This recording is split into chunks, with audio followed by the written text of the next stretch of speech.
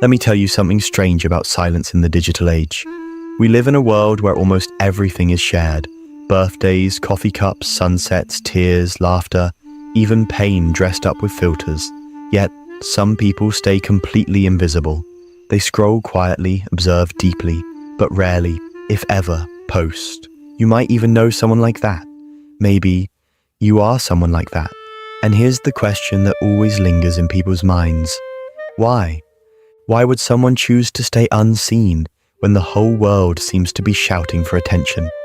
It's easy to assume that people who don't post are simply shy or introverted, but that's not the full picture. Beneath the surface, there's an entire psychology at play, one that speaks volumes about human nature, self-perception, and the quiet rebellion against a culture obsessed with visibility.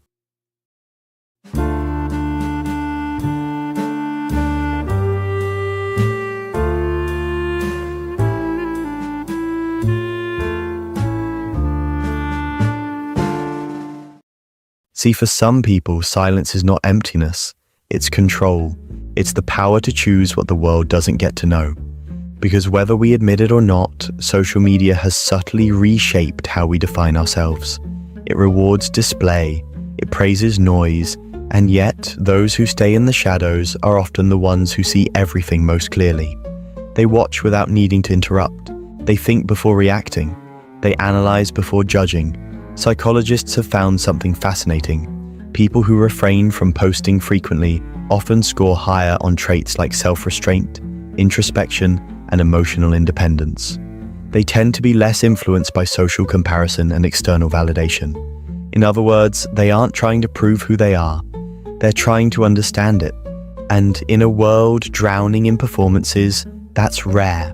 Because let's be honest, most of what we post is not just communication, it's identity crafting. It's an unconscious audition for belonging. Every caption, every photo, every status update says, "This is who I am. Do you approve?" But when you stop posting, something shifts. You begin to detach your worth from digital applause. You stop thinking in captions. You start experiencing moments for yourself again, instead of for a lens. And that's the secret psychology behind many people who don't post. They crave authenticity in a space where everything feels staged. They don't hate social media. They just can't find themselves in it anymore. It's not about being anti-technology or anti-social. It's about refusing to reduce your life into highlights. Because when you've seen how easy it is to manipulate perception, you start valuing what can't be posted. Silence, depth, imperfection, truth. For some, the decision not to post comes after a kind of emotional burnout. Maybe they once did share everything, until one day it stopped feeling real. They realized that every time they shared something beautiful, they felt an invisible pressure to keep outdoing it. They weren't living anymore, they were performing. So they quit, quietly, no announcement, just a slow disappearance from the feed. But here's what's often misunderstood. Not posting doesn't mean not feeling. It doesn't mean they don't care. It often means they care too much. About presence, about meaning, about protecting what's sacred. There's a concept in psychology called psychological ownership. It's the feeling that something belongs deeply to you. A thought, a memory, an experience. And when you post it, that sense of ownership fades just a little. The moment becomes shared property, open to judgment, misinterpretation, even mockery. So people who don't post are often guarding their sense of ownership over life itself. They keep their moments untouchable, private, pure. And maybe that's not sadness or withdrawal. Maybe it's a quiet kind of freedom. Because think about it. When was the last time you did something meaningful and didn't feel the urge to share it? When was the last time you laughed, cried, or achieved something and didn't immediately think of posting it online? That reflex, that need to display, is not natural, it's conditioned. It's the product of a decade of likes, shares, and dopamine loops training our brains to equate validation with value. And when someone steps outside that system, it can feel like rebellion. But it's also healing. They start rediscovering the simplicity of doing things for themselves again. Cooking without photographing it, traveling without tagging it, feeling without explaining it. In that space, something awakens, a kind of self-awareness that doesn't need an audience. But not everyone who doesn't post is doing it from a place of peace. Some are driven by fear, the fear of judgment, rejection, or being misunderstood. Social media has amplified a subtle form of anxiety psychologists call self-presentational pressure. It's the constant awareness that you're being watched, even when you're not. And for many, that's exhausting. They worry that what they say might be misread, or worse, ignored. So they retreat, not because they don't want to connect, but because the cost of visibility feels too high. They want to be seen, but only truly, not superficially. And ironically, sometimes the quietest people online have the loudest thoughts in their minds. They're not absent, they're overflowing. They just choose stillness instead of spectacle. There's a deep philosophical undertone to that silence. In a world that constantly says, "Look at me," choosing invisibility becomes a form of self-definition. It's saying, "I exist beyond your perception." They might scroll through others' lives, nodding, smiling, sometimes aching, but they rarely project, because they understand something most don't. Not everything you experience is meant to be witnessed. Sometimes the most profound things in life, growth, grief, transformation, happen quietly, unseen, unposted. And when you've lived through enough of those private transformations, you start realizing that being unseen is not the same as being insignificant. It's actually where identity is formed, not performed. This is where the paradox lies. Social media was designed to connect us, yet it often leaves people feeling more isolated than ever. When you don't post, you stop chasing digital closeness and start rebuilding real ones. You begin noticing who checks in on you without the need for updates. You learn who remembers you without reminders. That kind of connection, raw, unbroadcasted, feels heavier, warmer, and infinitely more real. And the people who don't post, they live in that space. They build relationships that don't need proof. They find comfort in the unshared moment, and they let life unfold without turning it into content. Part of this is also about identity security, knowing who you are even when nobody's watching. When you're comfortable in your own company, you don't need an audience to validate your worth. That's not arrogance, it's peace. And ironically, the same people who don't post often have the most interesting stories to tell, but they save them for when you're sitting across the table, not across the screen. Because real connection to them isn't measured in comments or likes. It's in shared silence, in eyes meeting, in laughter that doesn't need witnesses. These are the people who carry worlds within them, who process deeply, observe constantly, and understand quietly. They don't need the world to applaud their existence. They just need to live it. And maybe, just maybe, in a world so desperate to be seen, their silence isn't a flaw. It's a mirror, a reminder that not everything meaningful has to be shared, that sometimes the most human thing you can do is to keep something entirely for yourself. You know what's fascinating? The longer someone stays off social media, the more they begin to see the world differently. Colors look richer, time feels slower, conversations feel fuller. It's as if stepping away from the noise makes everything real again. Because when you stop performing, you start experiencing. There's a quiet beauty in walking through life without needing proof of every step. You're not thinking about angles or lighting or captions. You're just there, fully alive, inside the moment instead of outside it.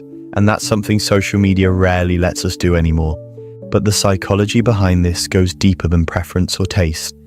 It's rooted in how our brains process validation. Every time we post something online and it gets attention, likes, comments, hearts, our brain releases dopamine, the same chemical involved in reward and addiction. Over time, we begin to crave that validation. We start thinking in terms of shareable experiences instead of real ones. Now imagine someone who resists that loop. Someone who deliberately chooses to disconnect from the dopamine cycle. That's not disinterest, that's discipline. It takes self-awareness to resist something designed to keep you hooked. People who don't post often have a strong internal locus of control, a psychological term meaning their sense of worth and happiness comes from within, not from external approval. They don't need the digital echo of "you're enough" to believe it. And here's what's even more interesting. Studies show that people who take long breaks from posting or consuming social media content often experience a measurable increase in emotional stability and life satisfaction. Because when your sense of identity is no longer being constantly mirrored back to you, it becomes solid, it becomes real. You're no longer editing your life into something digestible. You're living it in all its messy, beautiful, unfiltered complexity. And maybe that's the real rebellion, to stay whole in a world that rewards fragments. But silence online doesn't always mean serenity. Sometimes it hides exhaustion. For many, social media became a place where they once sought connection, but ended up feeling drained. There's a subtle emotional fatigue that comes from witnessing everyone's highlight reels while you're still trying to piece together your own behind the scenes. You start comparing, even when you don't mean to. You start questioning your worth, even when you know better. And eventually, some people decide to step away, not out of bitterness, but out of self-preservation. They realize they don't owe the world a performance. They don't owe an explanation for their silence. And they don't need to keep proving they're happy just to be believed. That's one of the quiet truths of this generation. We've confused visibility with value. We assume that to matter, we must be noticed. But real meaning doesn't need witnesses. Some of the most meaningful moments of your life, the ones that shape who you are, will happen without a single person watching.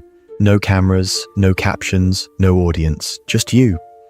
And maybe that's what those who don't post understand best.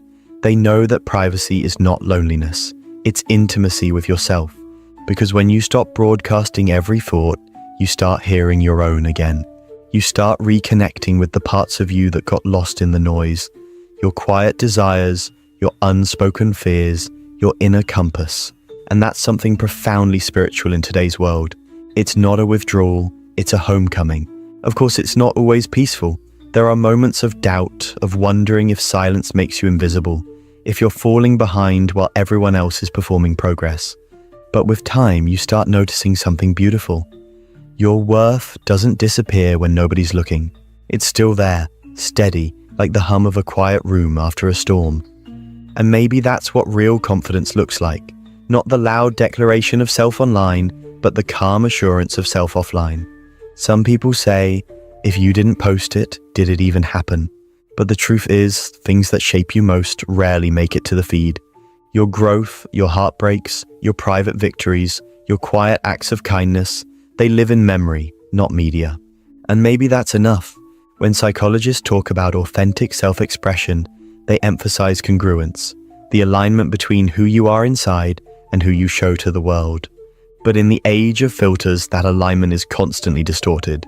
You begin to live as a version of yourself, curated for approval. So when someone chooses not to post, it might be their way of staying congruent, of preserving that fragile truth between their inner and outer world. They don't need everyone to see what they're feeling to validate that it's real. They don't need to capture every sunset to remember how it felt. They live their life fully and quietly. And here's the paradox. Those who live quietly often feel life most intensely. They're not distracted by the performance of it. They absorb details others miss. The way light changes on a wall, the pause before someone speaks, the sound of distant laughter. They are present, and presence is the rarest currency in a world built on attention. But sometimes that very presence makes them misunderstood. People might label them as detached, mysterious, even cold. Yet if you look closer, their silence isn't emptiness, it's depth. It's the calm that comes from no longer needing to explain yourself to be understood. There's a quiet confidence that comes from not needing to be known by everyone, just understood by a few. And that's what the people who don't post understand best. They know that not every truth is meant for the crowd, that some parts of you deserve to remain untouched by algorithms and opinions. Because once something becomes public, it stops being purely yours. It belongs to interpretation, to judgment, to trend. And maybe some moments are too sacred for that. So the next time you notice someone who never posts, don't assume they're hiding. Maybe they're just living. Maybe they've found peace in the quiet corners of existence, the ones not lit by the blue glow of a screen. Maybe they're the ones who've remembered what the rest of us forgot. That being unseen doesn't mean being alone. That being quiet doesn't mean being empty. That sometimes the truest expression of who you are is silence. Because in the end, we're not meant to be performances, we're meant to be people. And the people who don't post, they remind us of that every quiet, unfiltered, beautifully invisible day.